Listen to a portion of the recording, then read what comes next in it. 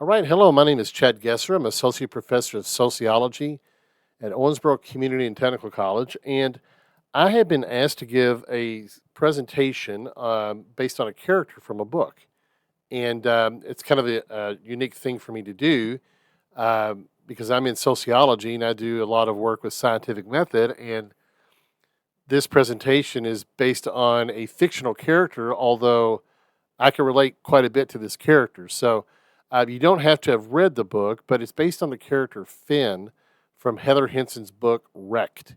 Now, let me tell you just briefly about Finn.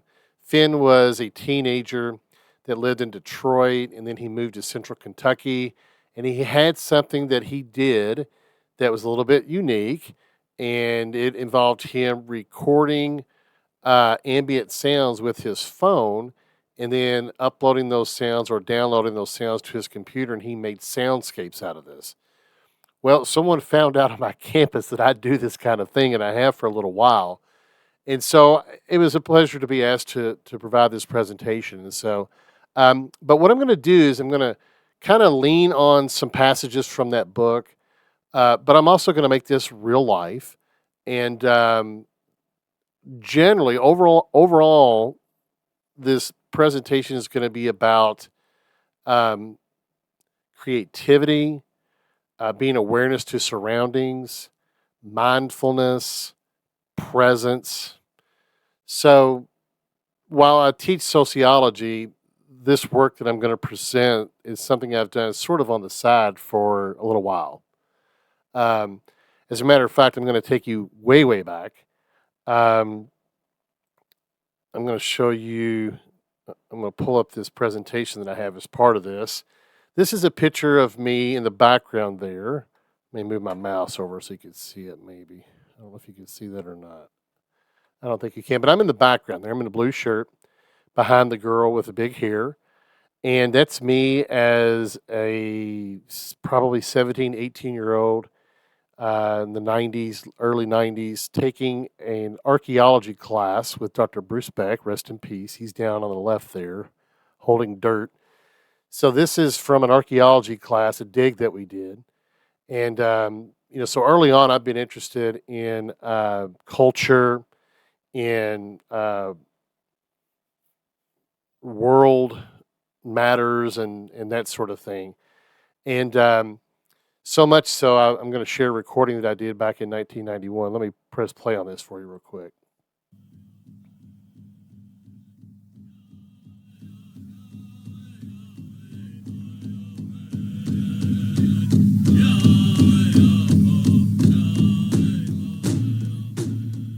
So part of what Dr. Beck did was he provided some insight into Native American culture through his coursework, and we also had what's called an intertribal Native American festival on campus.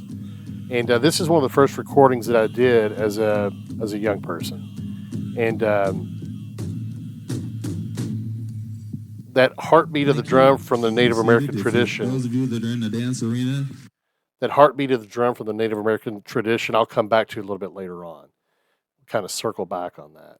So, I've been doing this for a while.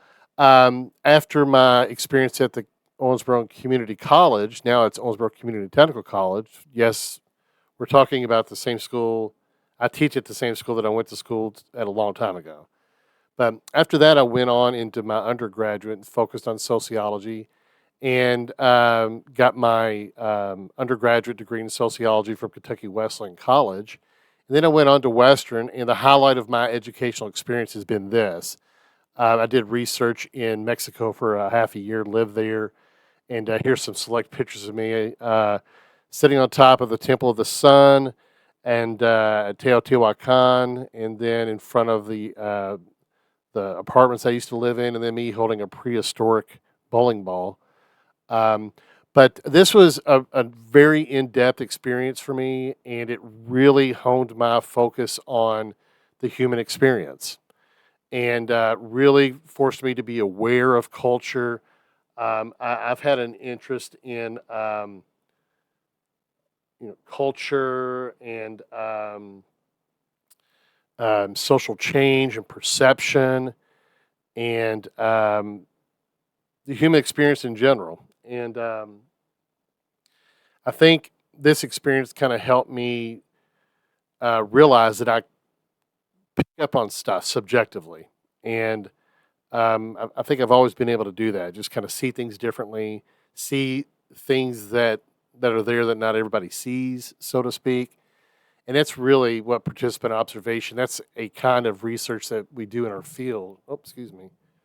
Um, that is an attention to detail, and so that's going to matter as we go forward here. Um, and so, in the last 20 years or so, my work has partly been based around modern technology. And this is actually some information I cover in my introduction to sociology classes about the use of smartphones. And this is an interesting chart that, we're looking at the percent of U.S. adults who say they own or subscribe to the following. And 20 years ago, 23 years ago, smartphones were not really around that much. And look at how that's changed to where we are now.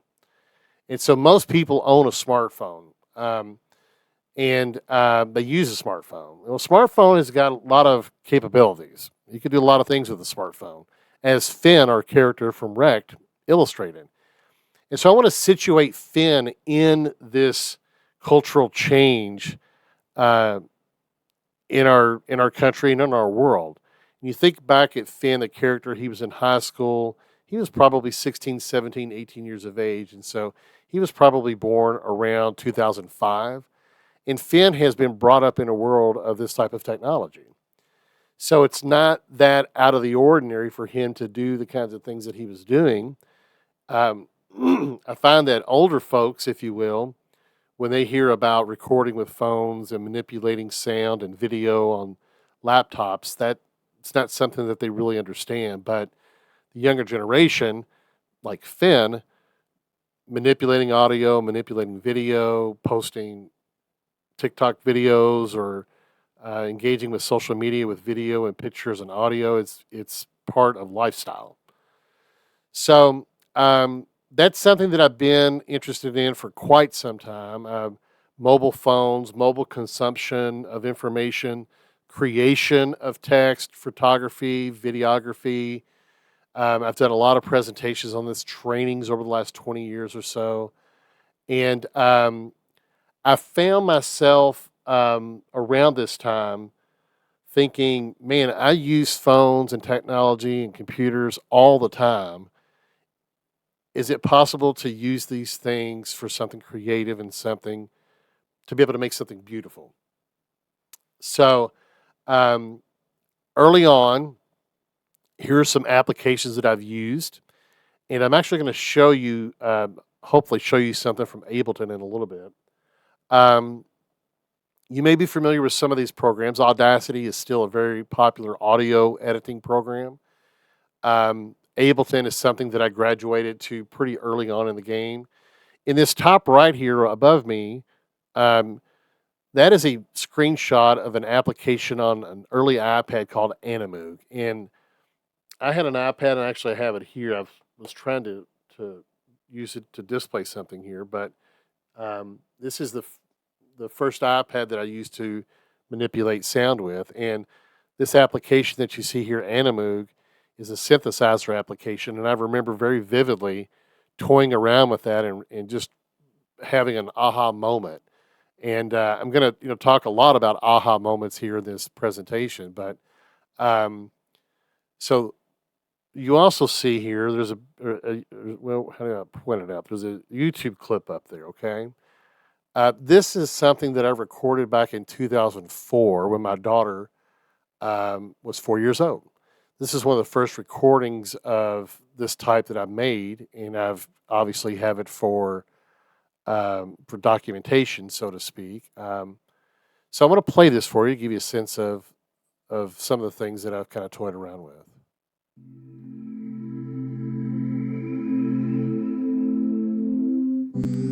Twinkle, twinkle, little star.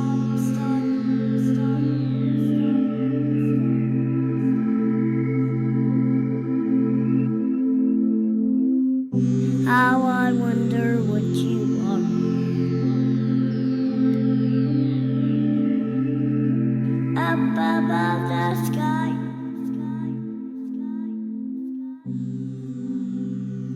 So you can hear the voice of my daughter, like the diamond in and you hear the background music.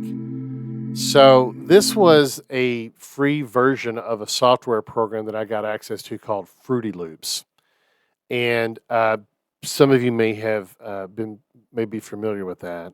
Um, that was my first foray into producing music. I will say that I'm not trained in music. I don't read music. I do everything by ear. Um, any of these productions you hear, it's just me figuring it out, and it kind of goes back to my time in Mexico, just the ability to figure things out, and conceptualize things. So um, now Finn recorded things with his phone, and there was mention in the book that he would download those to his laptop, and he used a program called GarageBand. That is something that is part of the Apple ecosystem. The equivalent of that I use is called Ableton, and I've mentioned that, and I'm going to show you, like I said, in a little bit. But so that's a fun thing to do. I recorded her singing that song, and then I put music to it and created something that we hopefully will have forever. She's 24 now, and we like to listen to that every once in a while.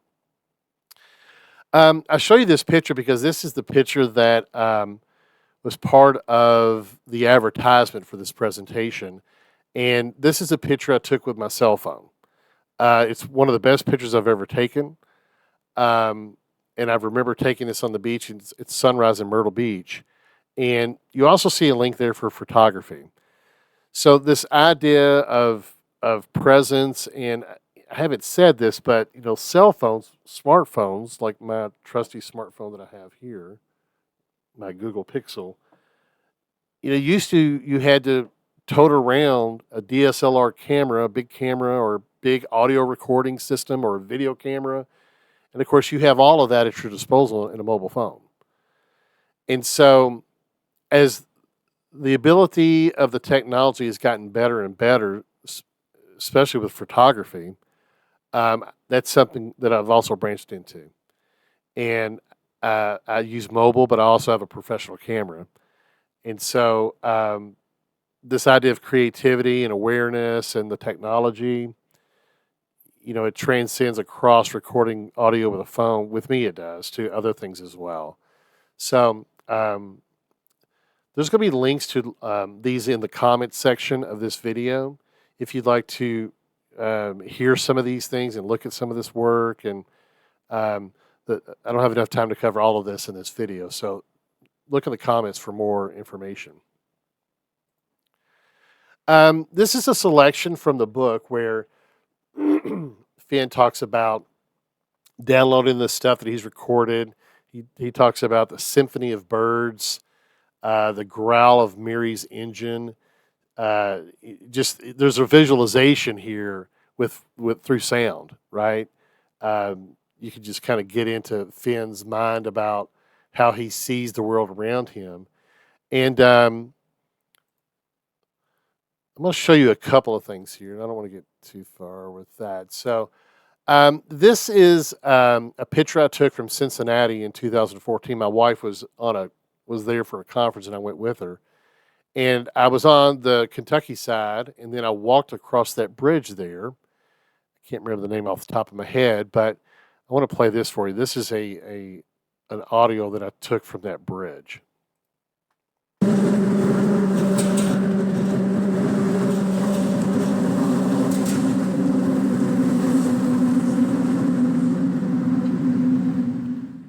I remember quite well going across the bridge and hearing that, thinking, my goodness. You could hear the cars going across the bridge there. I ended up making a track out of that, but I'm not going to play that here because I don't like the track. I actually made that track about 2 years ago, well after I recorded it. I've had that sound for so long, and I just didn't know what I wanted to do with it. But that sound is kind of like a drone sound, and that is actually something I've gotten interested in, and I've not said anything about it, but hopefully you see my studio that I have back here. So from recording that Native American festival from some time ago to now is things have changed a little bit. So um, he also talked about cicadas, and I think this year, in the United States at least, the cicadas are supposed to be at an all-time high. This is a video audio clip I took right behind the community and technical college in the, I guess it would be the east side in the front lawn area. I was setting out in between classes one day, and I heard this.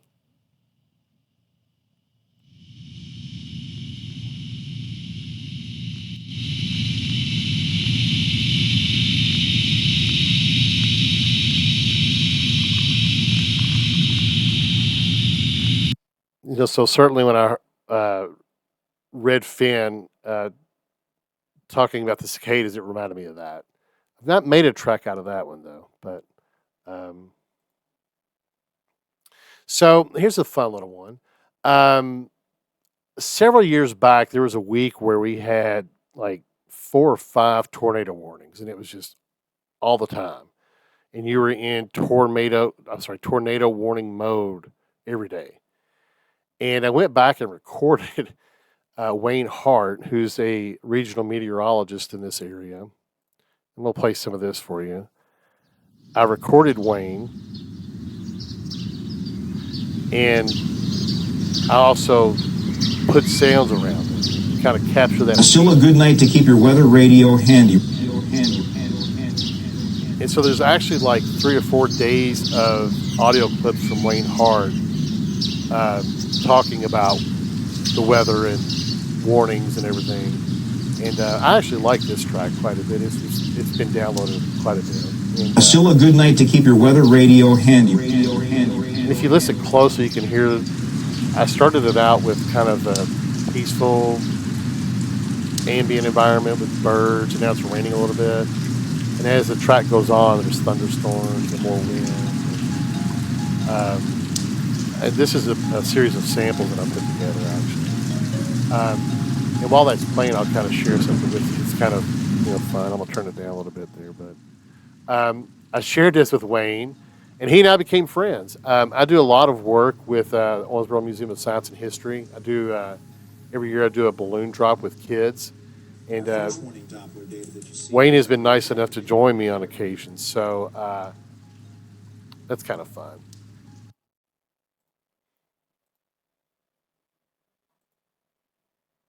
Okay, so here are some more excerpts from the book about cars and sirens and crazy bird calls and all these things that he records. And in this other section here on the right-hand side, he's sharing some of these recordings, or at least the files of these recordings, with Miri. He's reluctant to share this with her, right? But he has, he says day 10, day 11, day 20, day 60, and it gives you the impression of all these files and all this work that he's done. And I can relate to that. It's pretty familiar. I'm going to share with you a couple things. Here are 2 tracks. This is one based upon a recording of the ocean that I did in Myrtle Beach. This is one based on a recording of frogs that I took at Audubon State Park in Henderson, Kentucky. I'm going to play a little bit of that one for you here. That's on my SoundCloud.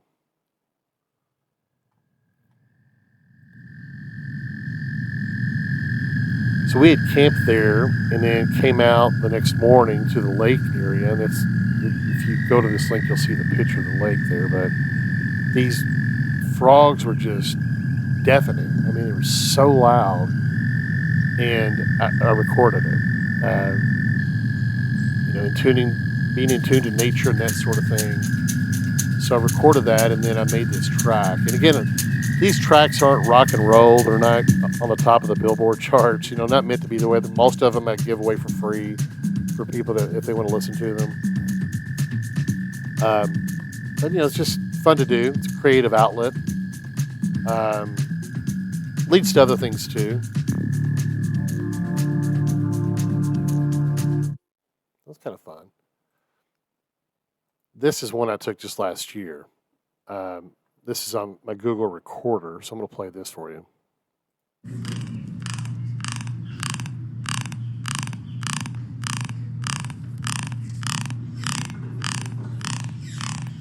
That is the sound of a bird in the St. Louis Zoo.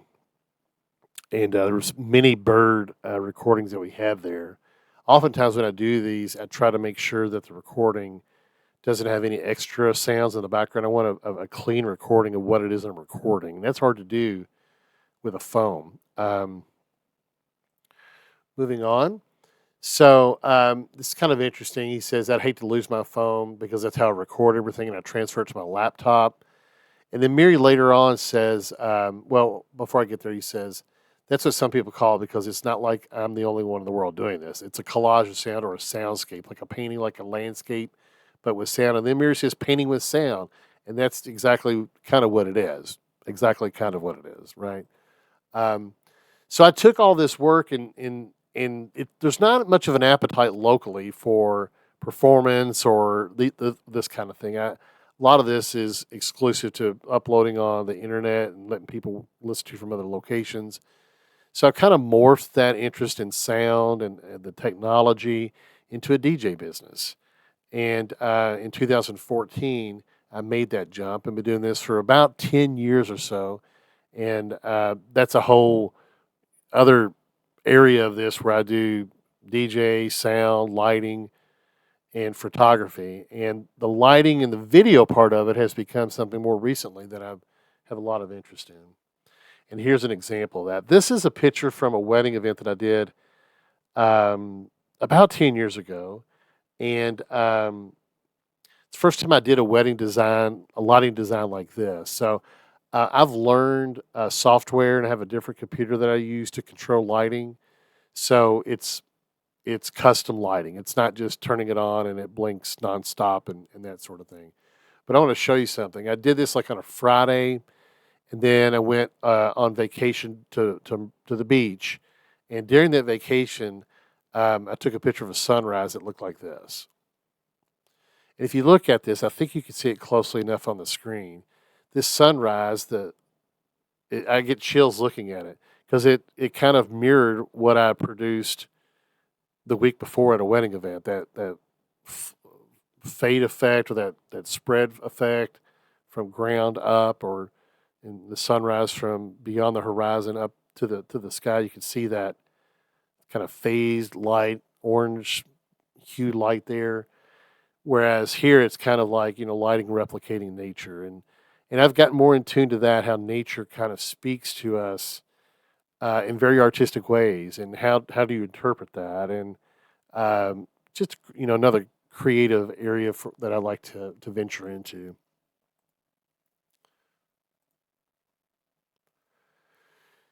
So this is another area that I've kind of segued into. Since 2017, I've been working with McLean County High School with their football games.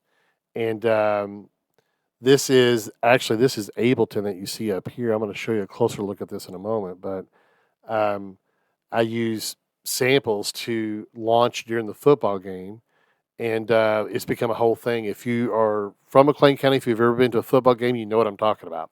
If you've been to the games in the last 7 years, it is a whole thing. Music, fireworks, sound. Uh, it's just a whole experience there, and yeah.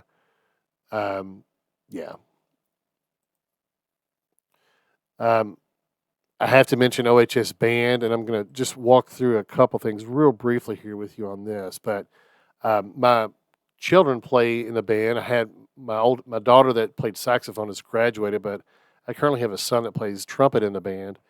And my photography kind of took me into doing this, um, and the directors Abe Barr and Aaron Clausing have become friends of mine, and they have very similar ideas about creativity and music and lighting and sound.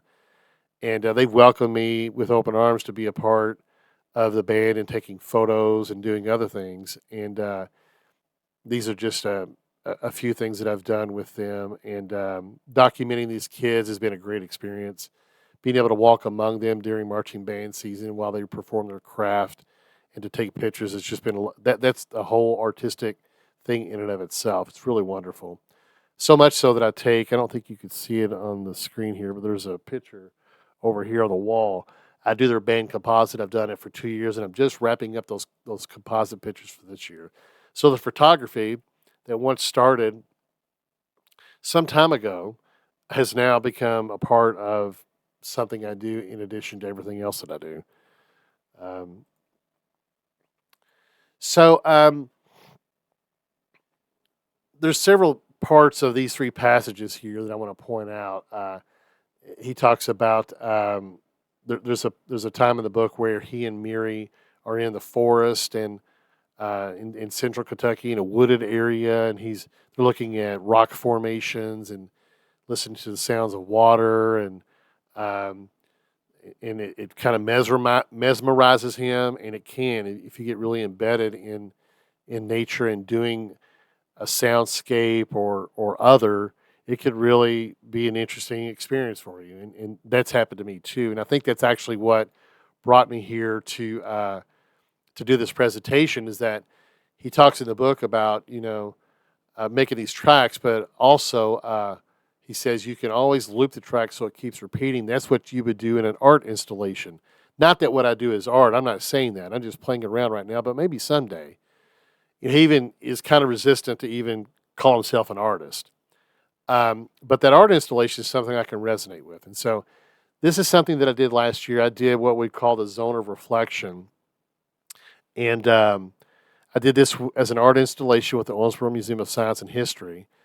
I'll try to explain this real briefly, but I created basically a sound zone here. I had 6 professional grade speakers around an area where people would sit in, and I had sampled different animals. It was Earth Day.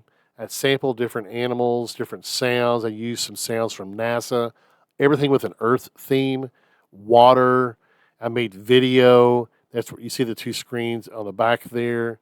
There's a video component to this, and people would come and sit in the middle of this, and I would move sound around the sound field. So it's an immersive experience.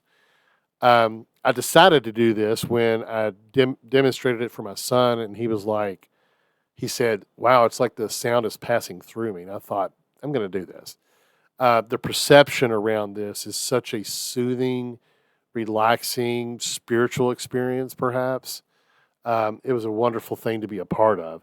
I'm going to show you this briefly. I'm going to try to do this. So let me pull it up for you. This is Ableton. This is my desktop, and this is the actual file that I used for this zone of reflection. So I'm going to play a few things here for you. Make sure you can hear it well enough.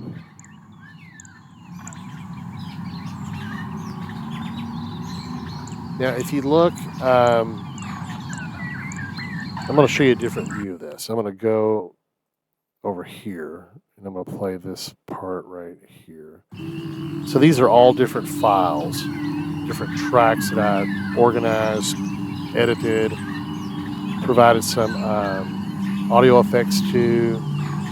And what I want to point out to you is go back to this other. You hear a frog there. I actually had all these different frogs, all these different cardinal calls. I had a flock of cranes from Poland, things from France, some work that NASA had done with sonification. And here is a trickling water sound. Let me show you this right up here. It's over. We found the trickling. Here it is. I want to move forward in this. That water, I know you can hear that. That water is a field recording I did at Hemlock Cliffs in southern Indiana, and brought that in as part of this demonstration. And so, the last thing I'll show you about this is down here. So this software enables me to route, again, my 6 different speaker systems, and then I can rotate the sound from speaker to speaker. You can't hear that obviously over the video, but if you can imagine being in the sound field. I could take all of these different sounds and I can move them around, um, across the speakers while people sit in the middle. And remember, they have the video going on too. So that's the kind of thing Finn in the book was talking about for sure. So um, let me get back to the PowerPoint now.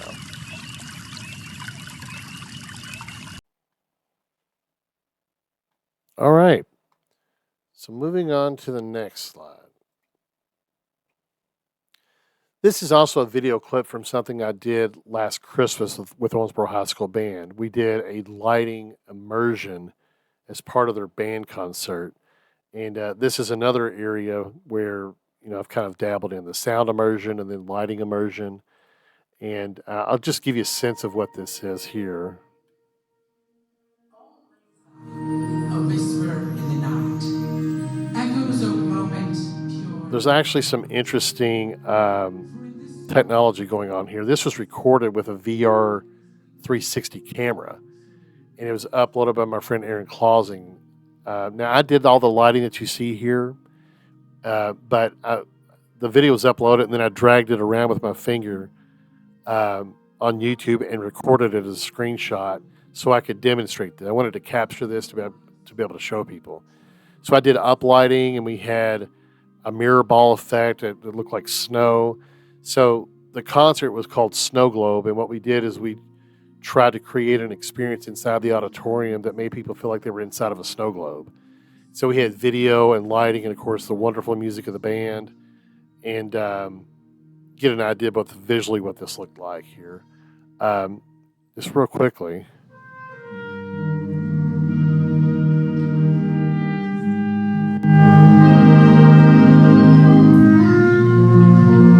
And that's my son playing flugelhorn, so pretty cool stuff.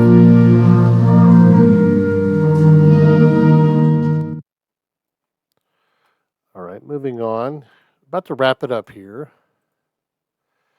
I've done some additional video in the book that I'm going to just press play on this, but in the book, they were talking about cave country. This is some video that I took with a drone. It's something else that I'm into now, is doing drone-ography. And I took this at Garden of the Gods in Southern Illinois last year and recorded a soundtrack as part of it. That's original production, music production for myself. And it's a really beautiful place. If you've never been there, make sure you go.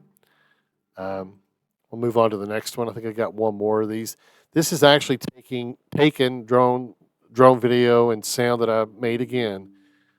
This is a drone video that I took in the fall of 2023 in conjunction with my colleague Micah Perkins. He does a lot of work with the Nature Center behind the college, and we were documenting some of the water levels and some of the fauna and some of the trees and to see how things change over time back there. He was interested in that, and so I kind of took that and doubled it to do some drone-ography. His idea of needing that data for his biological purposes, but in the kind of mixing the two as an art form as well. So there's that. I'll turn the sound up a little bit on that just for a second.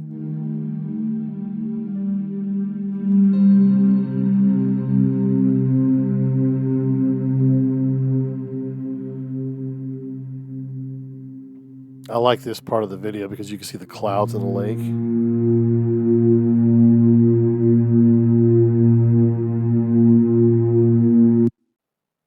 Okay, move on. And the last thing that I'm going to show you, maybe, hold on, is this is actually a little bit older video. First I'll play this. This is the sound of the heartbeat of my daughter in utero, my youngest daughter, who's now 9. This is kind of different.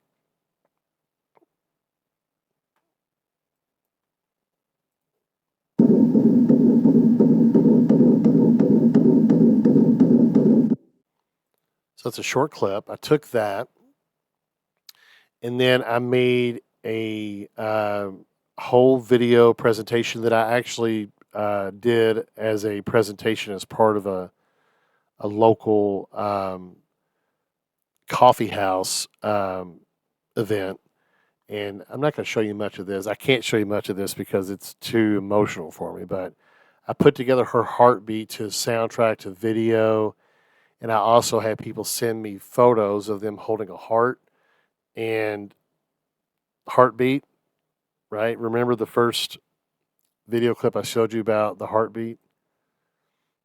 So just briefly, I'll give you an idea about this if it's going to play.